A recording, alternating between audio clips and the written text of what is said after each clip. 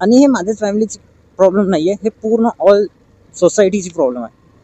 माहीत नाही कोणत्या गोष्टीचा इगो घेऊन बसून जातात, बस इगो. माझ्या लाईफमध्ये असे पण लोक आले ज्यांच्या जवळ अत्यंत पैसा आहे, सर्व आहे, पण इगो काहीच नाही.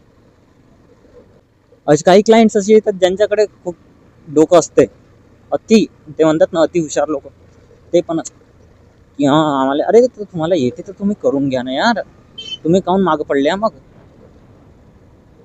माझं हे म्हणणं आहे, जर तुम्हाला सर्व येतात किंवा सर्व येते, तुम्ही सर्वात श्रेष्ठ आहात, तर तुम्हाला देवाची का गरज. असेच वाढून द्या समोर, कशाला इथे मागे बसल्या. तुम्हाला तुमच्याजवळ खासाठी अन्न नाही, घालासाठी कपडे नाही, पण ज्ञान दुनिया भरायचं आहे, आता काही अर्थ नाही त्याचं.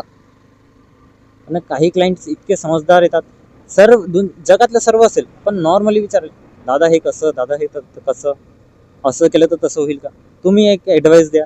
अरे ही असते माणुसकी. If you don't behave like a human, you are donkey, literally donkey.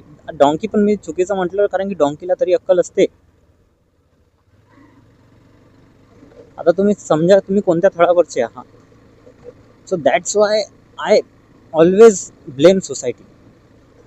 You always need to work on that, जे तुम्हाला खुशी देते, जे तुम्हाला हॅपीनेस देते, आणि जे तुमच्यासाठी खरं आहे, बरोबर आहे